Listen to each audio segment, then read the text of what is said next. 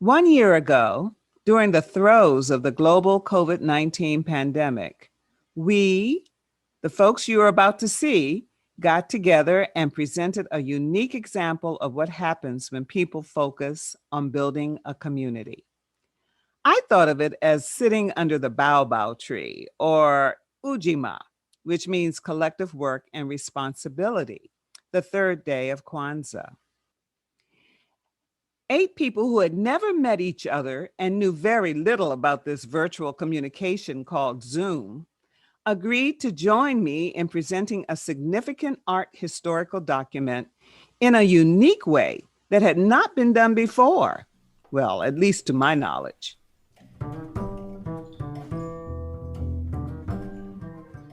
Okay, you can unmute now. I should be able to hear you. JC, can you hear me? Yeah, can you hear me, JC? I can hear you. Okay. I can hear you. Okay. What about you? Art, can you hear me now? Okay, but I can't hear you. I still can't hear you. Let's see. Don't get upset. It's not, that's why we're having a meet and greet. That's why we didn't have rehearsal today. Okay, let's see who this is. With this one, if you pull up Zoom, you go into it. You can give the passcode and the code. Then it wanted to know if you wanted to connect with Google or whoever else, and I have a Google account, so it gave me all this other stuff. So let me leave out and come back into just type in google.us. And when you're giving me too much information. I'm like, okay, I'm sitting up here. Ben is trying to get in. Okay. And I think he's having the same issue that you were talking about. Okay, and Michael said that he had to work a little late, so I'm trying to boot up my desktop now. So I just love it, and we're all miles away from each other. Yes. Okay, now, and Bernard's asking me to resend the link. I love it. Let me see where it is. I thought, here it is. Here's the link right here. Let me go. Yeah, you had a link. You didn't. You can go to the Zoom homepage, and then here. Let me go. Yeah, you had a link. You didn't. You can go to the Zoom homepage, and then you can click on a certain link there, and then put in your meeting ID. Yeah, then join. It'll ask you for like your email address, So that's how I did the first time. Yeah, that's right. Yeah. So that's what I did. I have a Zoom already set up, and any of the ones that I've normally go in. Okay. Yes, I hate all these numbers. Yeah. I don't think they have to. Okay. You are confusing me now. Wait a minute. Type in the browser. Tell them to type Zoom. No, you all leave me alone. Actually, just do Zoom. I'm going to mute everybody. Yeah. Okay. I'm going to mute you. Yeah, Sharon, you can just. Peter, too many. Okay. Just said if you could look at it, and maybe give, just see what's going on, because they sound a little frustrated. So if you would just look at it, because that, even if something like this happens that day, that means that, and that was one thing that I was talking about, a contingency plan, because just in case, short of the Lord taking electricity away from this crazy country, there has to be a contingency. Hello, Bernard. Can you put me on speaker? You're on speaker. Okay, I think it was Ben. Whoever else is not on said if you could put me on speaker and call JC and see, could JC put him on speaker? That would work. That was his suggestion. Okay. Can everybody hear me? Yeah. Can you hear him? Yeah. Clearly. Yeah. Clearly. Pretty clearly, yeah. Call JC. Can you call? Who else is not on? Ben? Just Ben Kennard. He's the only one. Okay. Ben said, ask JC to call him and put him on speaker. You have his number, because it should be in the text. That's why I love this roll, where we can scroll down. And let me see, now I can't do it on my phone without losing Bernard. Let me see.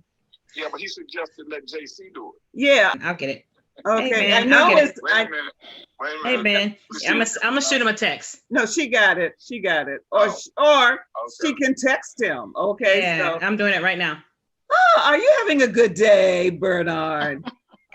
Yes, I am.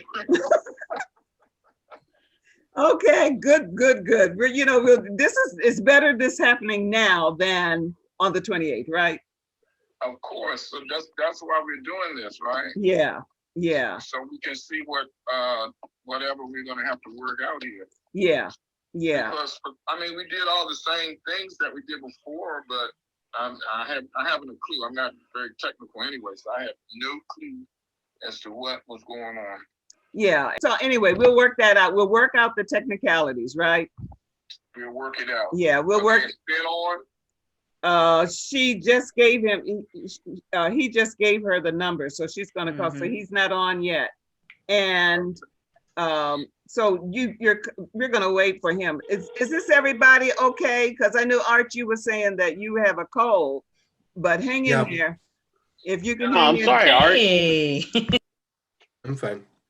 Has stopped recording, and I don't want to do any of those. Okay, maybe I can get this to them. Okay. Life is neither linear, neat, nor tidy. For me, I can honestly tell you, this has been the smoothest and the highlight of the past 2 weeks. Oh no. True story. Poor thing. It has been crazy. Okay. It was weird. I mean, it was like, but I'll tell you, because you're familiar with the Bible, you're familiar with Christianity, but I was like, yes, one of the days, was it yesterday or the day before? It was very foggy one morning. Yes. Okay, you remember? And I was sitting on the bed, I'd been doing my meditations, and I just blurted out, and I said, but Lord, I'm doing this, I'm coming with gifts, I'm bringing gifts. And it felt like the Lord was sitting right beside me saying, yeah, I know. Tell me about it. Tell me about it. Right, how about that? I mean, That's good.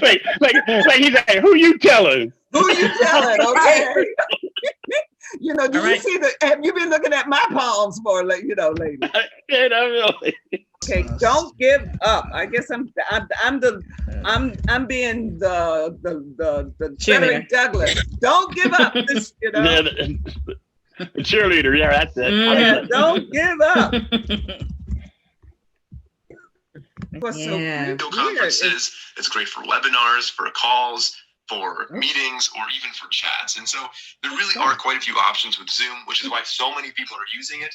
There is a free version. What is that? Upgrade That was me.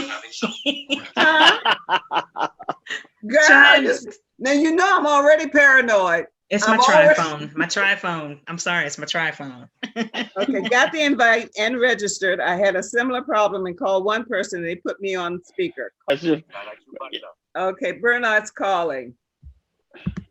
All right. US. They're asking you all, is there any suggestions? I'm Anybody? trying something. Just give Okay. me a second here. Because they need to know that we're in this together. Okay, Yeah. this is how, it's just like I said before, well, things are never always the way you want them to be. And if you're not flexible, it gets really crazy. Sharon, Yes.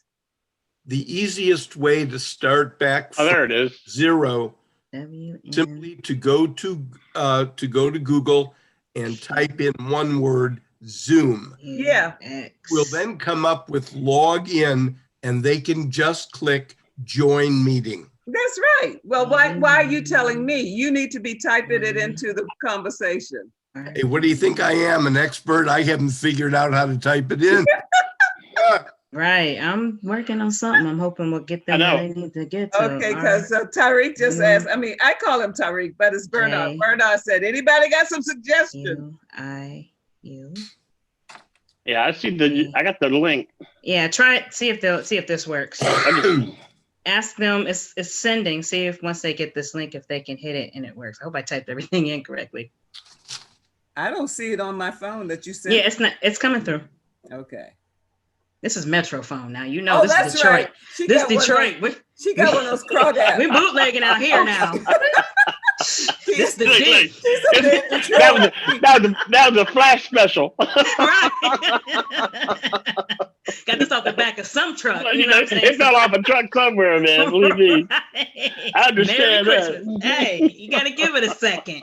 I don't have the iPhone. It's You know, that's right. Buy phone. Oh, you seem to have lost your A way. tri-phone. It's a tri-phone. You can try phone. Try to see if it works. Yes. That's Exactly. that you seem to have lost your way. That is Right. I think I have him on the phone now. Yeah, So I just, You can hear it okay? hey, Ben, are you there? Oh, yes, I am. Okay, you on that Metro phone, but we're gonna hold you. We're gonna try to get you in here. PCA, that was called.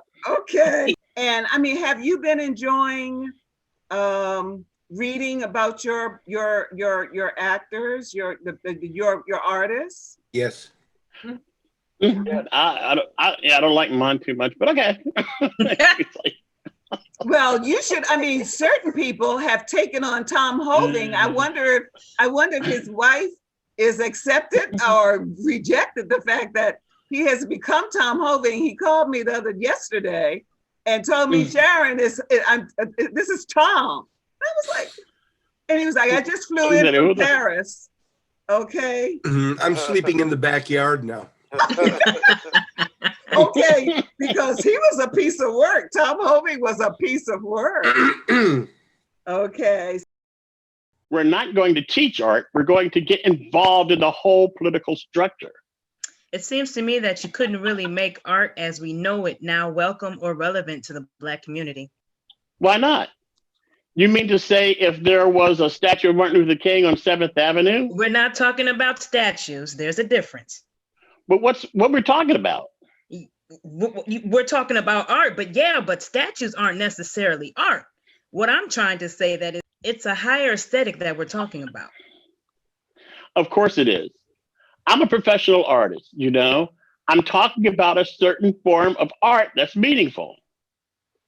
Tom, in other words, you're saying that you want to direct your efforts toward the Black community, and a mere fact that you are there and making your work accessible, and in a certain sense directing it to them, would classify the work as Black art. This work could take any form. Yes. Them even more than you do now. I'm not saying this was a totally good thing, but it has its good aspects. What were some of the good aspects and what were some bad? One of the good things was that there was a community of artists who had a spiritual relationship, I guess you could call it. And then there were a few fraternal organizations like the Harmon Foundation that would help the Negro artists. One of the bad aspects was that maybe we never attained the top degree of professional status because of the economic aspects of the situation. There was no way for artists to make a living except for a few people who were teaching in Negro colleges. And artists could never get into the economic mainstream. But aside from that, this community relationship was very good. And it existed then more than it does now. Well, I haven't heard about it. I never read about it in any school or anywhere. I think the young people today don't know these things because there isn't that kind of interest. It's not that there isn't an interest. The material's not available to them. How can one hear about this group you're talking about? How could one learn about it? Certainly not by coming up to this museum and buying a book. I've seen the material in the Schomburg collection. That's a branch of the New York Public Library on 135th Street. Even the collection is not that publicized. Well, I must say, you sort of want everybody to bring it and put it in your lap. I wanted to be where I am at. kind of thing Jake Lawrence is talking about was going on in Chicago during the Work Projects Administration days. There was a Southside Community Arts Center, for instance. It's interesting to see how things have gone one way at one point and another way at another. After the war, a few Negro artists were more integrated in the larger scene. And now things are sort of going backward. Tom Lloyd is getting more and more identified with the Negro community. He's sort of going back into it. The kind of history that Jake Lawrence is outlining gives you a kind of perspective, something that you can start from, like maybe not making the mistakes of the past and helping you develop this idea and making your art relevant to the Negro community. I must say, you're talking about two different things. Okay, you're a Black artist and living in a Black community. That's fine. Whether your art is Black or not doesn't make any difference. I think you needlessly confuse the issues of insisting that there's something about living in a Black community makes your art Black. That's not just true. I'm not just talking about me. The white community hasn't accepted Black artists for years and years, and they're not even ready now, really. And so I'm not just an artist. Therefore, I'm a Black artist. If white society is not going to accept my work, I'm a Black artist. I'm not a white artist.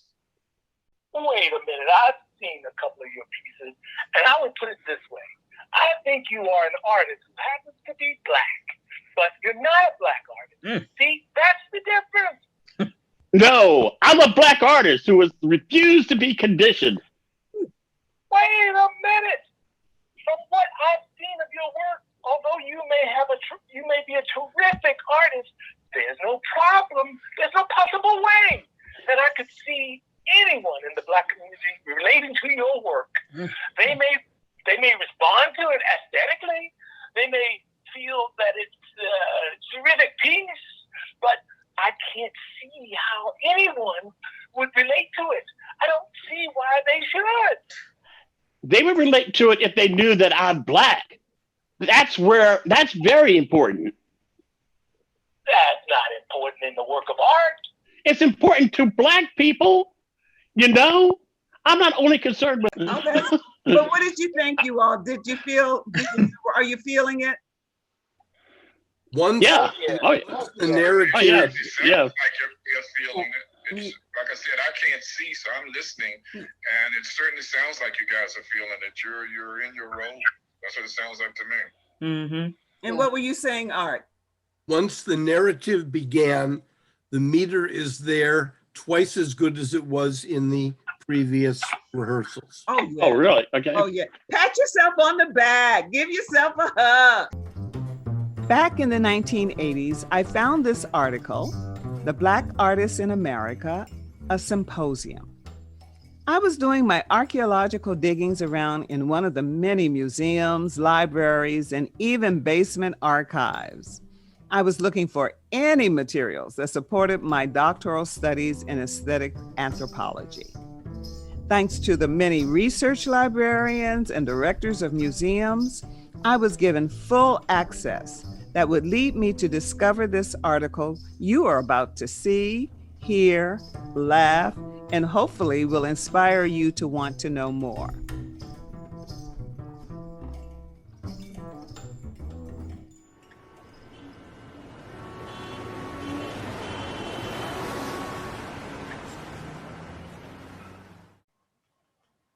Good afternoon. I'm Tom Hoving, director of the Metropolitan Museum from 1967 through 1977. On the 18th of January in 1968, the Metropolitan Museum of Art, known simply as the Met, opened an exhibition that had nothing to do with art in its narrow sense, but everything to do with this museum, its evolving role and purpose. What we hope is its emerging position as a positive, relevant, and regenerative force in modern society. The title of the exhibition was Harlem On My Mind, the cultural capital of Black America, 1900-1968. Times change, bodies change, minds change.